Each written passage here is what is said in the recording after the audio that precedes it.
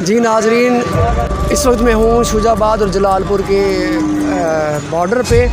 یہ جو جہاں پہ میں کھڑا ہوں یہ وہ مضبوط بند ہے جس نے شجاع آباد کو بچایا ہوا ہے. آپ میرے سامنے دیکھ سکتے ہیں لوگوں کا جو قیمتی سامان ہے روڈ کے اوپر پڑا ہوا ہے. کوئی پرسان حال نہیں ہے، کوئی پوچھنے والا نہیں ہے. یہاں سے جو شجاع آباد شہر ہے وہ صرف 1 سے 1.5 کلومیٹر دور ہے، اور پانی جس طریقے سے آ رہا ہے، جس تیزی سے آ رہا ہے، اللہ نہ کرے یہ بند ٹوٹے اور شجاع آباد جو شہر ہے وہ کیونکہ نشیبی علاقے میں ہے، وہ نیچے ہے اور یہ جگہ جو ہے یہ اوپر ہے. خدا نہ خواستہ وہ اگر یہ بند ٹوٹا تو شجاع آباد شہر بھی خطرے میں آ سکتا ہے. اس وقت خطرے میں ہے، اللہ نہ کرے پانی جو ہے یہاں سے ادھر جائے اور وہ بھی پانی کے زیر آب آ جائے.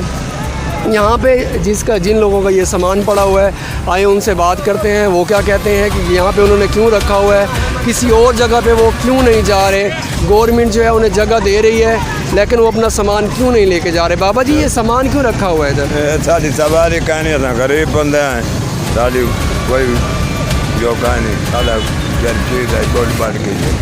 کتنے دن ہو گئے سامان یہاں رکھا ہوا ہے؟ 3 چٹی ہیں. تو گورنمنٹ نہیں آ رہی آپ کے پاس؟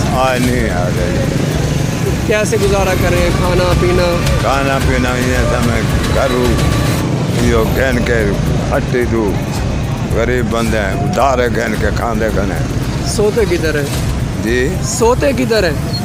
توتے سونا سونا ہو گیا دے والے یہ رلوا بدے.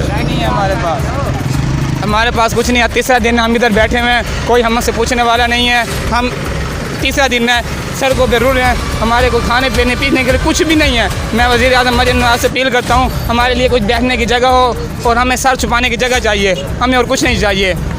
تیسرا دن ہے ہمارے جانور اور ہمارے بھائی بہن سب سڑکوں پہ بیٹھے ہوئے ہیں، کوئی ہم سے امداد کرنے کے لیے تیار نہیں ہے. ہم مریم نواز سے اپیل کرتے ہیں کہ ہماری مدد کی جائے.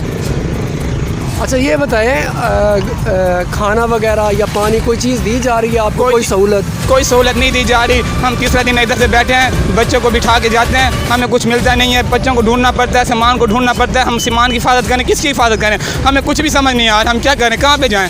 یہ جانور وغیرہ یہ جتنے بھی جانور ہیں یہ آپ کے ہیں؟ ہمارے جانور ہیں، اس میں 18 جانور ہمارے ہیں، اور ان کے لیے راشن بھی، ان کے لیے کچھ بھی نہیں ہے کھانے کے لیے. کبھی کسی سے کچھ لے کے کسی سے کچھ لے کے ان کے لیے مدد کرتے ہیں. ہم تیسرا دن ہے 2 ٹائم کا کھانا کھایا، ابھی تک کچھ نہیں کھایا، اب ادھر بیٹھے ہوئے ہیں. جاوید علی شاہ صاحب نے جو کہا ہے کہ آپ جو ان کا چارہ ہے جانوروں کا وہ جا کے میری زمینوں سے کاٹ لیں، یہ انہوں نے کہا ہے یا نہیں کہا، یا ویسے میں نے سنا ہے؟ ہاں انہوں نے کہا تو ہے، کوئی ادھر جانے دیتا نہیں، کوئی کاٹنے دیتا نہیں. انہوں نے بول تو دیا، ہمیں کوئی کہاں سے جائیں، کہاں ان کی زمینیں ڈھونڈیں. ایک کو لینے تو چاہوں کو نہیں دیں دے بس پیچھو بچتے بچے ہو گئے. اچھا یہ بتائیں گورنمنٹ سے آپ نے یہ تو کہہ دیا کہ یہ کیا جائے، آپ خود کیوں نہیں جا رہے یہاں سے، کیا وجہ؟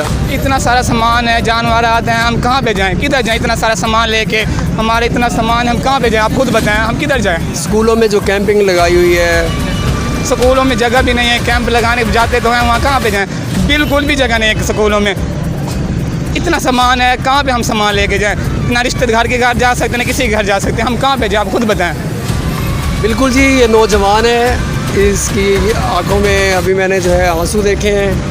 یہ جو مصیبت کی گھڑی ہے اللہ تعالیٰ جو ہے اس مصیبت میں سب کو جو ہے کامیابی دے، صبر دے. میری دعا ہے اللہ تعالیٰ سے ان لوگوں کی مصیبتیں کم ہوں، اور یہ جو اللہ تعالیٰ کی طرف سے ہمارے اوپر امتحان آیا ہے، اللہ تعالیٰ جو ہے اس امتحان میں ہمیں کامیابی دے.